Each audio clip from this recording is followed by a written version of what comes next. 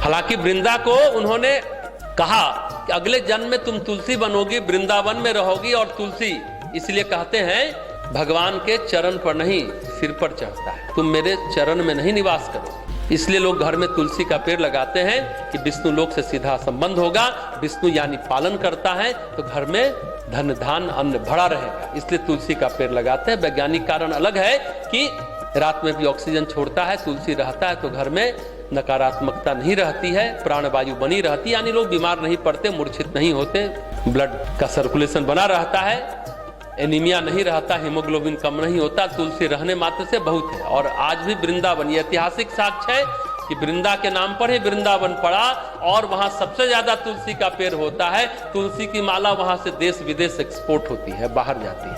ये ऐतिहासिक साक्ष्य है। अब कर्मफल की बात है। आप लोगों में से यहाँ किसी ने पूछा था कि चलिए विष्णु ने किया तो राम जो है सो जिंदगी भर पत्नी से अलग रहे, सीता की क्या गलती थी? तो सीता उस समय लक्ष्मी थी, उन्होंने विष्णु को टोका क्यों नहीं कि आप क्या गलत करने जा रहे हैं, एक नारी के सतीत्व को भंग करने जा रहे हैं, ये गलत है। तो सीता को भी तो खामियाजा भुगतना होगा, तो अलग तो रहना ही होगा। कर्म का फल देव दानव मानव सबको भुगतना पड़ता है, यह यथार्थ है कर्म फल का प्रभाव। कारण है सती वृंदा। सती वृंदा के प्रति लक्ष्मी और नारायण ने जो किया था वही कर्म लगा दोनों पर। कर्म बड़ा मजबूत होता है। 2 बार, एक बार नहीं 2 बार भगवान विष्णु पर लगा जब श्री रमा ने श्राप दिया था। ये कहानी हम बताए हैं। रमा कौन थी? विष्णु ही कृष्ण बने, विष्णु ही राम बने। गोलोक धाम जो हमने कल भी बताया था वो कृष्ण जी का और राधा जी का नित्य धाम है। वहां एक तपस्विनी थी रमा।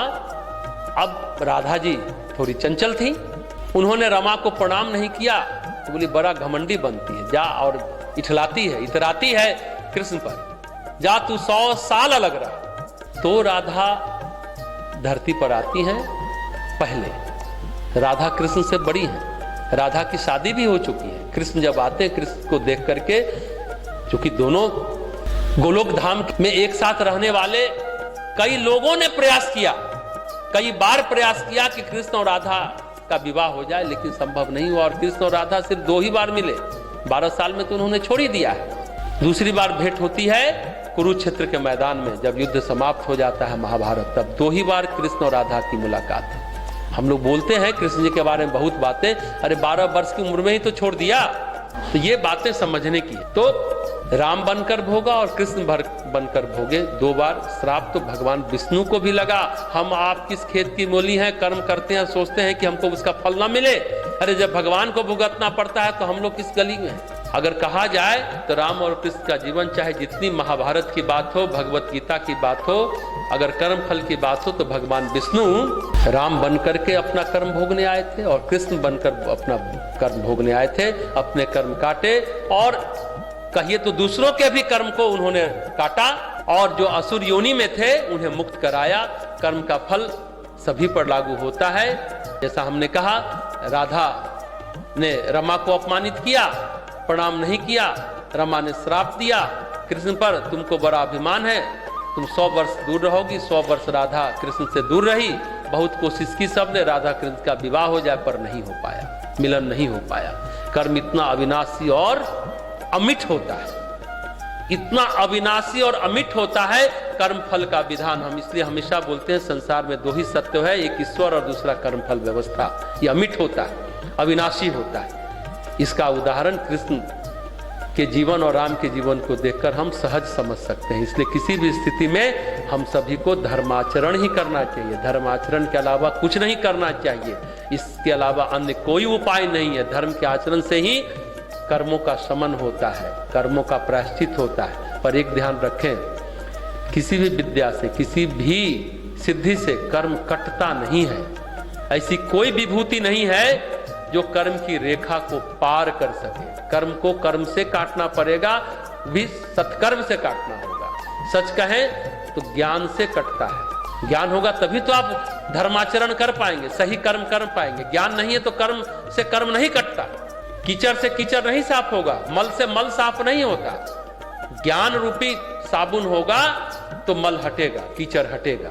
ज्ञान होगा तो धर्म का आचरण आप सभी कर पाएंगे। भगवान कृष्ण के पास असंख्य अलौकिक शक्तियां थी, उसको उन्होंने दिखाया भी, पर किसी शक्ति के द्वारा दोनों राधा के साथ उनका मिलना कृष्ण के रूप में जब धरती पर आए थे तो नहीं हो पाया। तो सीता और राम साथ नहीं रह सके, सारी सिद्धियां वहां व्यर्थ हो गई। यही बात भगवान तुलसीदास जी कहते हैं, सिया निंदक अघ ओघ नसाए। सीता जी की निंदा कर जो पाप किया, उस पाप समूह को भी भगवान राम ने नष्ट किया, अपने तप के द्वारा नष्ट किया। उनको शुद्ध पवित्र बनाकर अपने नित्य धाम साकेत लेकर चले गए। तुलसीदास जी कहते इतने पाप करने के बावजूद वो श्री राम के प्रिय बने रहे, क्योंकि वे अयोध्या में रहते थे। अयोध्या में रहने से ही मैं उनकी वंदना करता हूं, उस धोबी के समर्थकों की भी मैं वंदना करता हूं। गोस्वामी जी इतनी बड़ी बात कहते हैं। एक तरफ पाप कर्म है, एक तरफ पुण्य कर्म है, समझे ना, ये समझने की बात है। कश्यप अदिति ने तप किया था, बहुत तप किया था, जिसके कारण भगवान विष्णु उनके यहाँ पैदा हुए थे। एक और है, मनु शत्रुपा ने भी तप किया था तो भगवान विष्णु। दो कहानी चलती है, ये कंफ्यूजन होता है कि कश्यप अदिति आगे चल के राजा दशरथ और कौशल्या बनते हैं कि मनु शत्रुपा राजा दशरथ और कौशल्या बनते हैं। लेकिन कहते हैं रामायण शतकोटि अपार, कितना हजारों करोड़ों रामायण है। तो किसी युग में कश्यप अदिति दशरथ और कुछ कौशल्या बने, किसी युग में मनु और शत्रुपा बने। क्या है कहानी आप सभी जानते होंगे कि चाहे मनु शत्रुपा हो, कुछ लोग कहते हैं कि नहीं कश्यप अदिति है, मनु शत्रुपा का अगला जन्म। ये भी लोग कहते हैं कि दो आत्मा वही है, जीवात्मा वही है, अलग से आए। तो उस तपस्या और, लेकिन एक बात हो, चाहे दोनों अलग अलग जीवात्मा हो या पुनर्जन्म हो, एक बात पक्की है कि कौशल्या के रूप में जो आत्मा है वो बहुत पुण्य और प्रतापी है, बहुत तपस्वी है। उस तपस्या और पुण्य का फल है कि भगवान श्री राम उनके गर्भ से जन्म लेते हैं, पुत्र के रूप में जन्म लेते हैं। कौशल्या कैसी है? तुलसीदास जी कहते हैं, क्या कहते हैं? बंदौ कौशल्या दिशि प्राची। प्राची मतलब पूरब। चलिए सब लोग जानते हैं, हम लोग गीत गाते हैं ना, उठो सुनो प्राची से उगते सूरज की आवाज, अपना देश बनेगा दुनिया का सरताज। प्राची मतलब पूरब। कौशल्या कौन है?